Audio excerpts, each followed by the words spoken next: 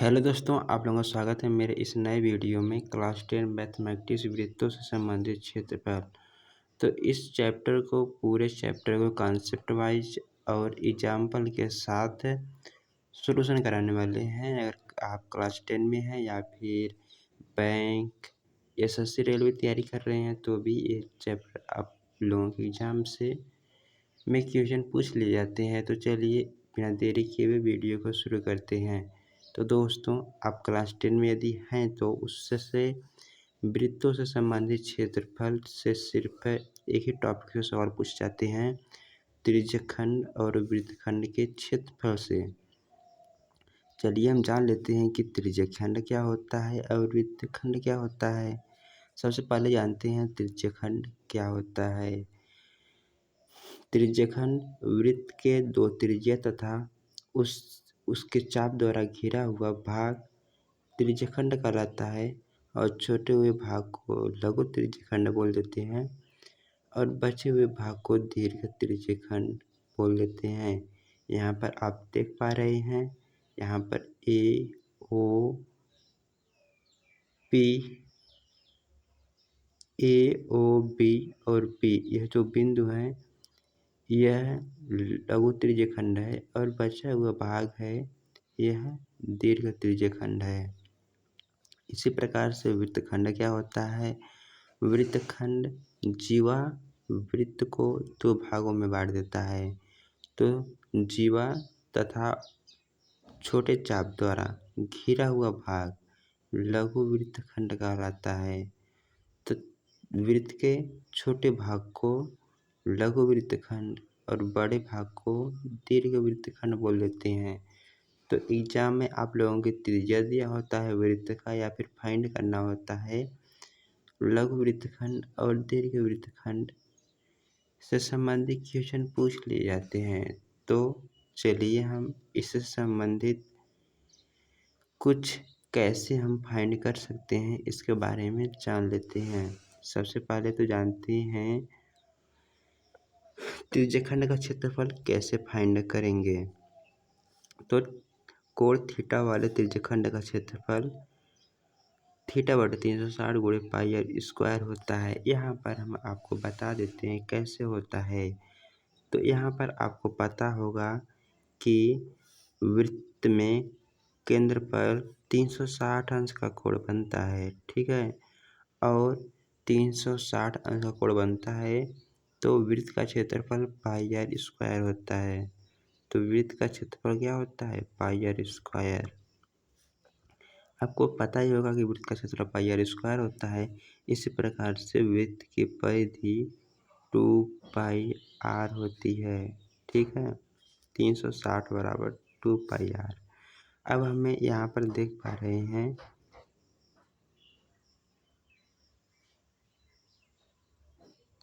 अगर हम यहाँ से एक अंश का कोण ज्ञात करते हैं तो एक अंश द्वारा घिरा हुआ क्षेत्रफल क्या हो जाएगा, पाई आर स्क्वायर बटे 360।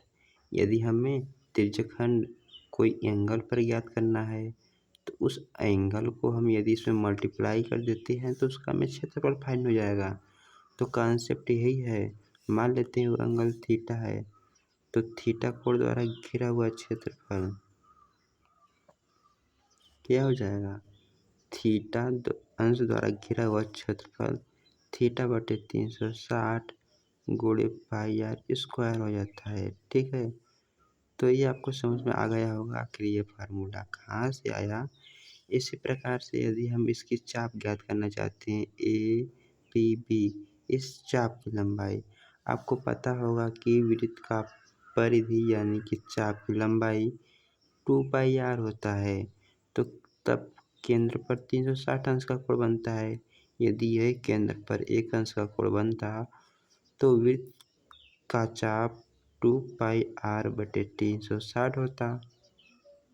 परंतु हमें कोई एंगल पर चाप ज्ञात करना है तो कोई एंगल पर ज्ञात करना है तो थीटा से मल्टीप्लाई करना पड़ेगा।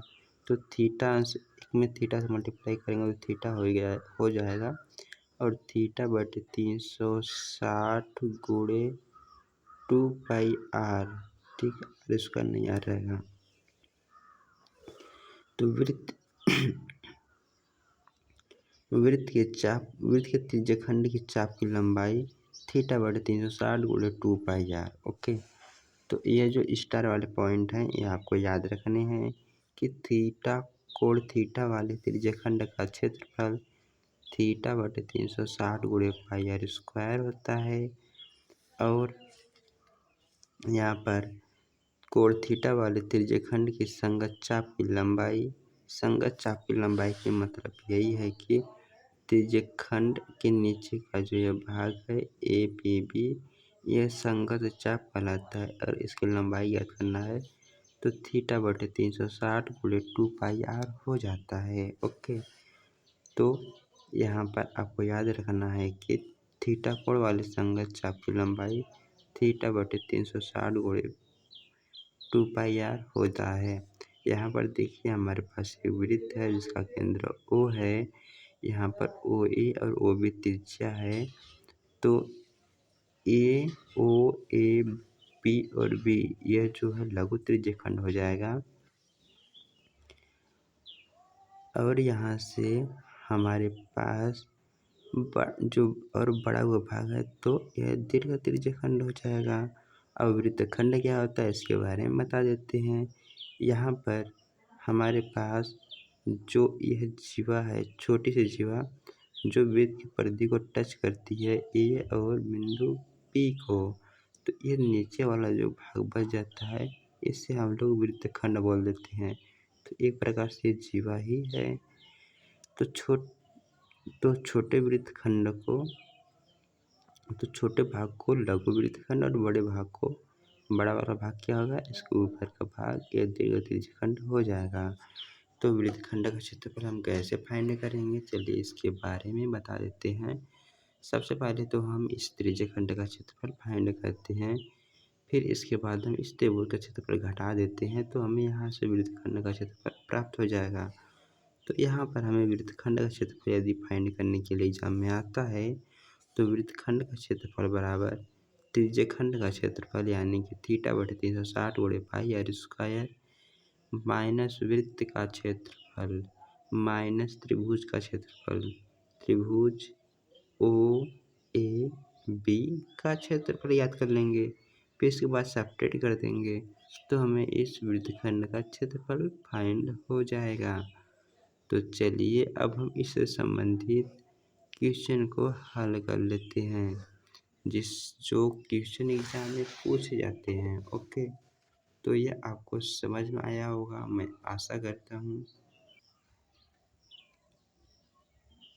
तो यहाँ पर क्वेश्चन नंबर 1 हमसे कह रहा है त्रिज्या 4 सेंटीमीटर वाले एक वृत्त के त्रिज्यखंड का क्षेत्रफल ज्ञात कीजिए। तो सबसे पहले आप एक वृत्त बना दीजिए जिसका त्रिज्या 4 सेंटीमीटर है। तो यहाँ पर हमारे पास एक वृत्त दिया गया है जिसकी त्रिज्या जो है 4 सेंटीमीटर दिया गया है। क्षेत्रफल की याद कीजिए, हमें त्रिज्यखंड का क्षेत्रफल याद करना है जिसका कोण 30 अंश है। तो हमें यहाँ पर केंद्र पर 30 अंश का त्रिज्यखंड ज्ञात करना है। तो हम मान लेते हैं कि यह वृत्त है, वृत्त का केंद्र O है और यह बिंदु A मान लेते हैं, इस बिंदु B मान लेते हैं। तो ये और केंद्र पर 30 अंश का कोण हमें दिया गया है।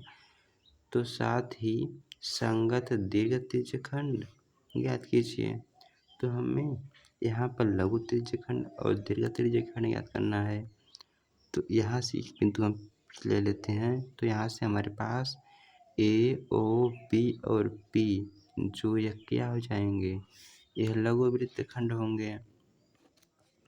तो यहाँ से हम सॉल्यूशन में इस प्रकार लिखेंगे कि OBPA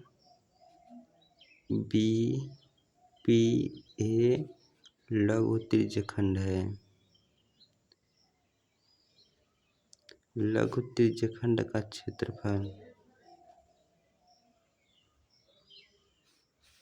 ओके, तो लघु त्रिज्यखंड का क्षेत्रफल हम जानते हैं थीटा बटे 360 गुणे पाई आर स्क्वायर होता है और त्रिज्या हमें यहाँ पर 4 सेंटीमीटर दिया ही है, तो क्षेत्रफल भी सेंटीमीटर में आएगा। तो यहाँ पर थीटा का मान 30 अंश दिया है, तो 30 ऊपर रख दीजिए थीटा के मान पर। 360 तो है ही, तो थीटा बटे 360 हो गया। पाई त्रिज्या में 4 सेंटीमीटर दिया है, तो इसमें रख दीजिए 4 का वर्ग 16 होता है, परंतु इसे हम पहले इसकी अगली स्टेप में कर देते हैं। तो यहाँ से 0 0 से कट गया, तो 12 36 होता है, तो 1/12 इंटू हो गया पाई इंटू हो गया, यहाँ पर इंटू छिपा रहता है। पाई आर स्क्वायर जो है 4 का वर्ग कर देंगे तो यहाँ पर 16 हो जाएगा। और ये देखिए संख्या जो 2 से कट रही है, 4 से कट रही है, तो 4 तिया 12, 4 चौको 16।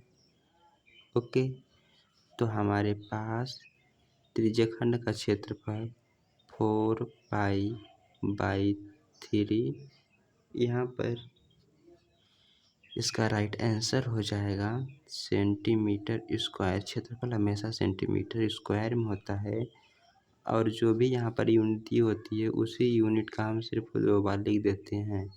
तो यूनिट भी लिखना बहुत ज़रूरी होता है, अन्यथा आप लोगों का एक नंबर कट जाएगा। ओके, तो एग्जाम में से हल करना है। तो हमें क्वेश्चन में कहा गया था लघु वृत्तखंड त्रिज्यखंड का क्षेत्रफल याद कीजिए। दोस्तों, जब क्वेश्चन में यह न कहा जाए कि लघु त्रिज्यखंड या दीर्घ त्रिज्यखंड, तो वहाँ पर हमेशा ही आप लोगों को लघु त्रिज्यखंड याद करना होता है। तो यहाँ पर देखिए क्वेश्चन में हमारे पास त्रिज्यखंड और लघु त्रिज्यखंड और दीर्घ त्रिज्यखंड की बात नहीं कर रहा है। तो यहाँ पर देखिए क्वेश्चन में लघु त्रिज्यखंड या दीर्घ त्रिज्यखंड की बात नहीं कर रहा है, तो क्वेश्चन में हम सिर्फ लघु त्रिज्यखंड की ही याद करेंगे। अगर हमसे दीर्घ त्रिज्यखंड की का क्षेत्रफल याद करना होगा तो एक क्वेश्चन में हमसे कहेगा, ठीक है। तो दीर्घ त्रिज्यखंड का क्षेत्रफल कैसे ज्ञात करेंगे? दीर्घ त्रिज्यखंड का क्षेत्रफल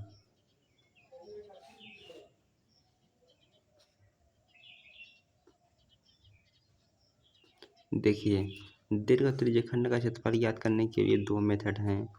पहला मेथड के बारे में बता देते हैं हम। पहला है, हम जानते हैं कि वृत्त का क्षेत्रफल पाई आर स्क्वायर होता है, तो ये तो संपूर्ण वृत्त का क्षेत्रफल में फाइंड हो गया, परंतु हमें सिर्फ दीर्घ त्रिज्यखंड का क्षेत्रफल याद करना है। इसके लिए हम क्या करेंगे, लघु त्रिज्यखंड का क्षेत्रफल याद कर दें, घटा देंगे तो 4 पाई/3 हो जाएगा। अब यहाँ पर सिंपली 4 का वर्ग कर दीजिए, पाई का मान त्रिज्या का मान रखने पर, तो यहाँ पर 4 का वर्ग हो जाएगा -4 पाई/3 हो जाएगा। यहाँ पर 4 कॉमन कर लीजिए, 4 पाई कॉमन कर लीजिए क्योंकि 4 पाई कॉमन है, तो 1 - पाई/3 हो जाएगा।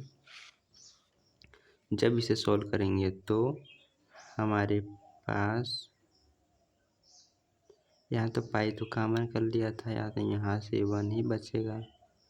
तो यहाँ पर इसका एलसीएम लेके हल करेंगे तो 3 का नाम 3, 3 में से 1 गया 2, 2/3 हो जाएगा, और 2 की मल्टीप्लाई अंश में करेंगे तो 8 हो जाएगा।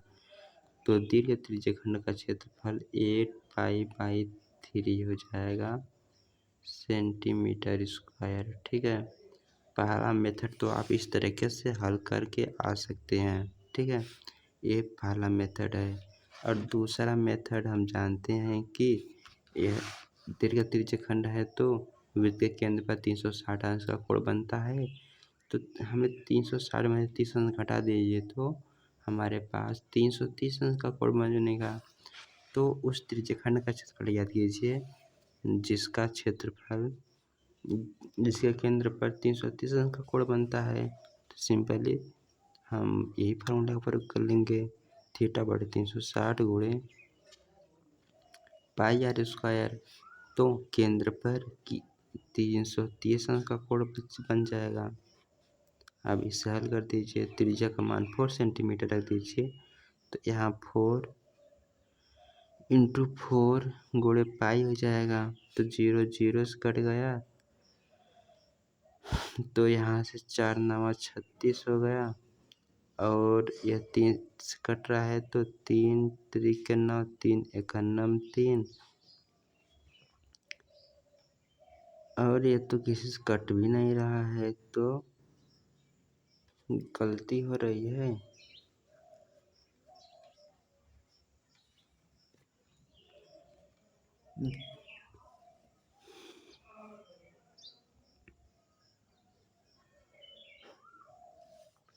यह जो आंसर हमारा एक ही आना चाहिए। तो चलिए देख लेते हैं गलती कहाँ पर हुई है। इसे हम सॉल्व करेंगे तो 0 0 से कट गया, और ये हमारे पास यहाँ पर 4 से मैंने काट दिया, तो 9 बार चला गया, और 9 बार चला गया, तो अंश को मैंने 3 बार काट दिया। 3 3 9 3 9 11/3 इंटू 4 44। यहाँ पर हमारे पास 44π/3 आ रहा है। तो यहाँ पर हमारा गलती कहाँ पर हो गया? गलती हमारा यहाँ पर हुआ है, जब मैंने 4π को कॉमन किया तो यहाँ पर 4 बच जाएगा। 4 बच जाएगा, तो हम इस एलसीएम निकाल करेंगे तो 12 - 1 11 हो जाएगा। 11 को मल्टीप्लाई बाई 4 करेंगे तो 44 आ जाएगा। ओके, तो गलती यहीं पर हुई थी। तो यह 44π/3 सेंटीमीटर स्क्वायर हो जाएगा। ठीक है, तो यहाँ पर आप लोगों के 2 मेथड हो सकते हैं दीर्घ त्रिज्यखंड ज्ञात करने के, यदि लघु त्रिज्यखंड ज्ञात है। ठीक है, तो दोस्तों एग्जाम में इसी प्रकार के क्वेश्चन आएंगे। सिंपली आपको इसी तरीके से हल करना होगा। तो चलिए हम बढ़ते हैं अपने नेक्स्ट क्वेश्चन पर। हमें नेक्स्ट क्वेश्चन कह रहा है कि आकृति में दर्शाए गए वृत्त का क्षेत्रफल ज्ञात कीजिए यदि वृत्त की त्रिज्या 21 सेंटीमीटर है। तो यहाँ पर आप देख पा रहे हैं हमारे पास एक आकृति है ABY। तो हमें वृत्तखंड का क्षेत्रफल ज्ञात करना है, यानी कि इस भाग का क्षेत्रफल ज्ञात करना है। तो हमें यहाँ पर वृत्तखंड का क्षेत्रफल ज्ञात करना है। वृत्तखंड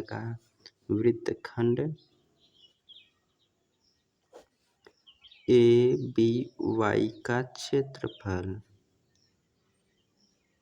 देखिए दोस्तों, इस वृत्तखंड का क्षेत्रफल ज्ञात करने के लिए हम त्रिज्यखंड के क्षेत्रफल में से यदि इस त्रिभुज के क्षेत्रफल को सब्ट्रैक्ट कर देते हैं, तो हमें यहाँ से वृत्तखंड का क्षेत्रफल फाइंड हो जाएगा।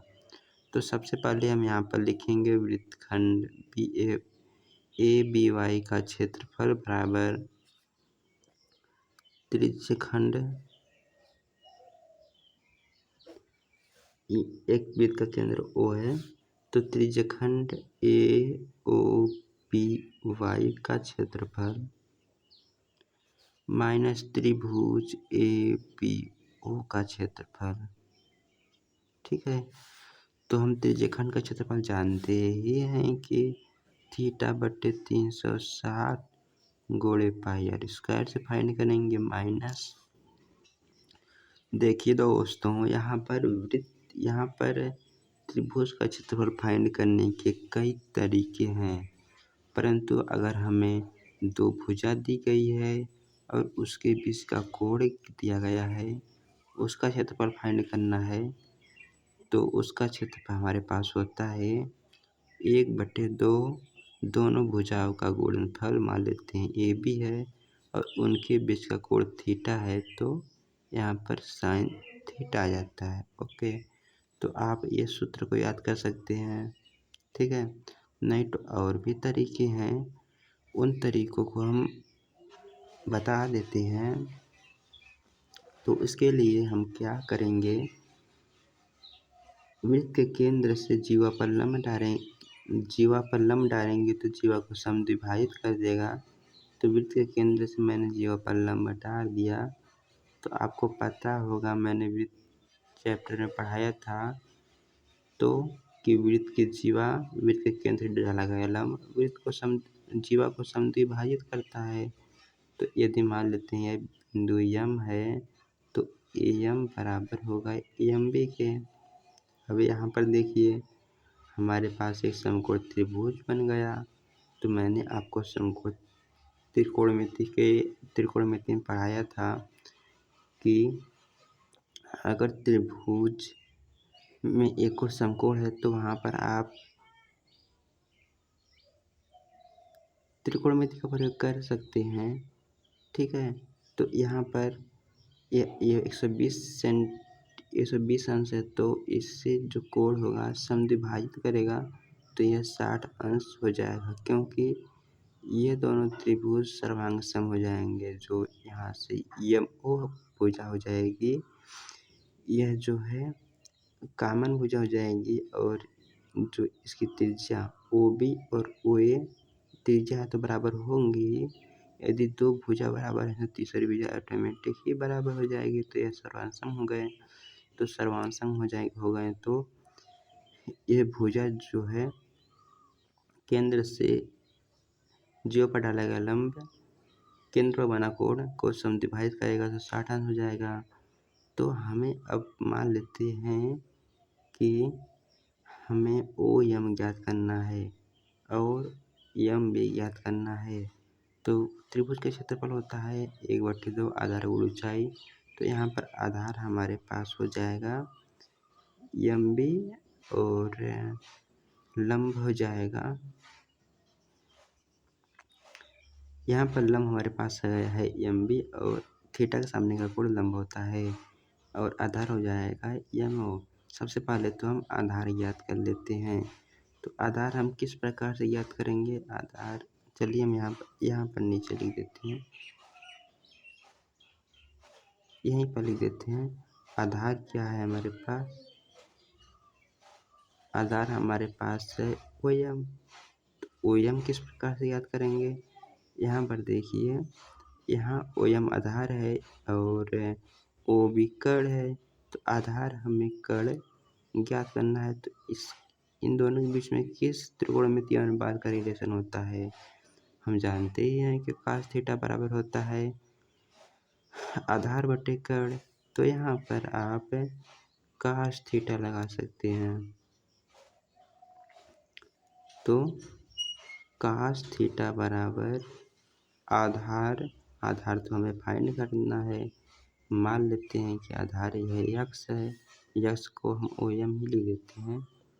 ओ एम बटे कर्ण 21 सेंटीमीटर है और cos थीटा को मैंने वहाँ पर एक 60 दिया गया है, 60 अंश। तो cos 60 अंश बराबर ओ एम बटे 21।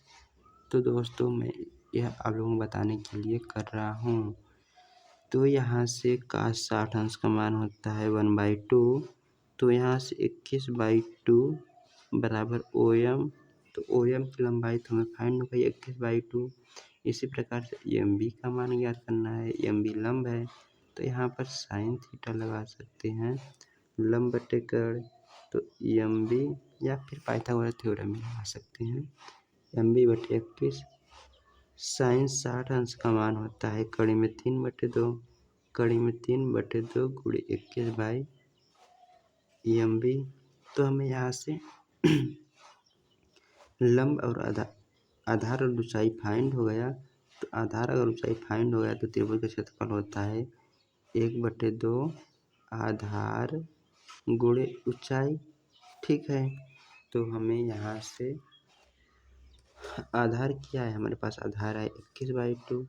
तो 1/2 गुणे 21/2 गुणे यहाँ पर ऊंचाई है हमारे पास कड़ी में 3/2 गुणे 21। अब इसे आपस में मल्टीप्लाई कर दीजिए तो हर में हमारे पास 8 आ जाएगा और यहाँ पर 21 का मल्टीप्लाई करते नहीं, इसी पर छोड़ देते हैं। 21 गुणे 21 गुणे कड़ी में 3 सेंटीमीटर स्क्वायर, यह त्रिभुज का क्षेत्रफल फाइंड हो गया। ठीक है, सिंपली जो मैंने इतना मेथड कैलकुलेट करके त्रिभुज का क्षेत्रफल फाइंड किया, आप सिंपली इस फार्मूले के द्वारा भी कर सकते हैं। तो ये थोड़ा सा लंबा मेथड हो जाता है, समझने में थोड़ी सी प्रॉब्लम हो सकती है, या फिर समझ लेते हैं तो आप इसका एप्लीकेशन अन्य क्वेश्चन में भी आता है तो उसका प्रयोग कर सकते हैं। तो यहाँ पर हम चलिए देख लेते हैं कि इस सूत्र के द्वारा और जो मैंने फाइंड किया यह बराबर आता है। तो चलिए हम ज्ञात कर लेते हैं त्रिज्यखंड का क्षेत्रफल। तो थीटा का मान हमारे पास दिया गया है 120 अंश। तो 120 अंश बटे 360 गुणे पाई, त्रिज्या में दिया गया है 21 का वर्ग हो जाएगा, माइनस 1/2। ए बी क्या है 21 है, तो यहाँ से 21 का वर्ग हो जाएगा। साइन 60 अंश, साइन 120 अंश हो जाएगा, साइन 120 अंश। अब तो आपको साइन 120 अंश का मान ही नहीं पता होगा, तो चलिए हम आपको बता देते हैं। हम जानते हैं कि साइन 90 प्लस थीटा बराबर कास थीटा होता है। ठीक है, जब कॉस थीटा होता है तो हम 120 अंश को क्या लिख सकते हैं, 120 अंश को लिख सकते हैं 90 प्लस 30 अंश, तो यह कास 30 अंश हो जाएगा। और कास 30 अंश का मान कड़ी में 3/2 होता है। सिंपली आप यहाँ से कास कड़ी में 3/2 रख दीजिए। तो चलिए इसे हम अगले स्टेप में करते हैं। तो ये 0 0 से कट गया, 12 3 36, तो 1/3 हो गया, गुणे पाई गुणे 21 का वर्ग हो गया, माइनस यहाँ पर 21 का वर्ग हो गया /2। और यहाँ पर साइन 120 अंश का मान मैंने फाइंड किया कि कड़ी में 3/2 होता है। तो यहाँ पर देख सकते हैं हमारे पास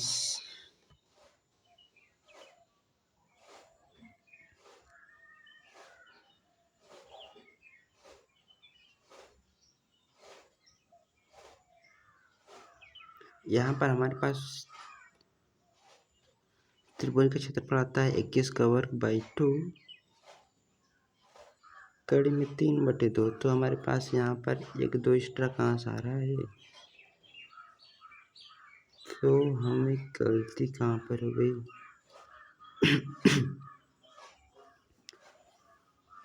यहाँ पर हम साइन 60 अंश का मान कड़ी में 3/2 होता है।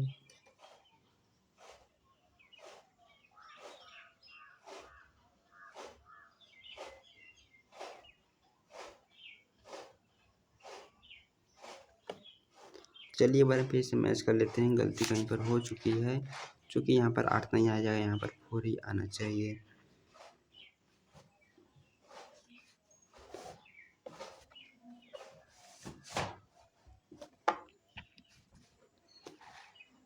सबसे पहले तो मैंने यहाँ पर आधार को फाइंड करना चाहा, तो आधार को मैंने,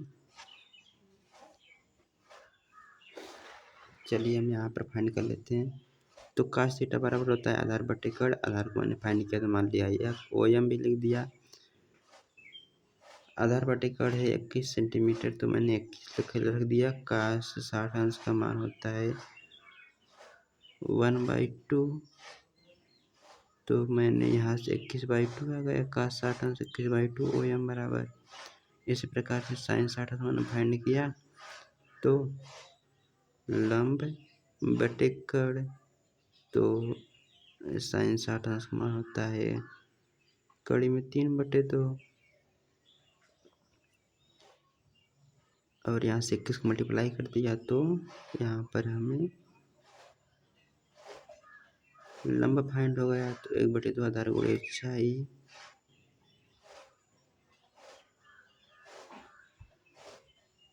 हाँ सही है।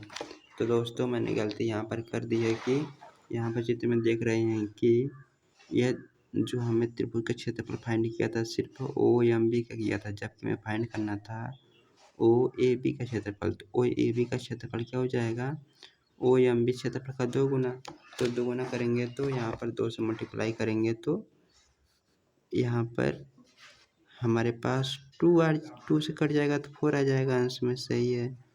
तो हम यहाँ पर लिख देते हैं कि त्रिभुज ओ ए बी का क्षेत्रफल होता है 2 टाइम्स त्रिभुज ओ एम बी का क्षेत्रफल बराबर 2 गुणे। अब यहाँ पर क्या हम करते हैं, ओ एम बी का क्षेत्रफल रख दीजिए, तो यहाँ पर हमारे पास 21 इंटू 21 कड़ी में 3/2, तो यहाँ कड़ी में 3/8 है, तो यह इसे काट दीजिए तो 4 बार कट जाएगा, तो यहाँ 21 का वर्ग कड़ी में 3/2 सेंटीमीटर स्क्वायर। तो यहाँ पर जो हमारा क्षेत्रफल आ रहा था ये भी सही है और ये भी सही है, ठीक है। तो यहाँ पर आप देख रहे हैं कि 21 का वर्ग और पाई, 21 का वर्ग कामन हो रहा है तो कामन कर लीजिए 21 का वर्ग, और यहाँ पर बचा पाई/3 माइनस, अब यहाँ पर हमारे पास बचा कड़ी में 3/4, कड़ी में 3/4, ठीक है। तो सिंपली आप इसे हल कर दीजिए या फिर इसी प्रकार छोड़ सकते हैं तो भी राइट आंसर हमें मिल जाएगा। तो इसे सॉल्व करिए तो हम 21 का वर्ग आ जाएगा, यहाँ पर एलसीएम लेंगे तो 4 पाई माइनस 3 कड़ी में 3/12 हो जाएगा। ओके, अब यहाँ पर हम जानते हैं कि 21 का वर्ग 441 होता है, परंतु आपको नहीं पता है तो 2 बार मल्टीप्लाई करके फाइंड कर सकते हैं। 441 12 से कटेगा, 12 12 दूनी 24, 12 3 36, 12 चौक 48, 3 बार से लगाया 36, 4 8 81 हो गया, नहीं कटेगा, ठीक है। तो 441 बटे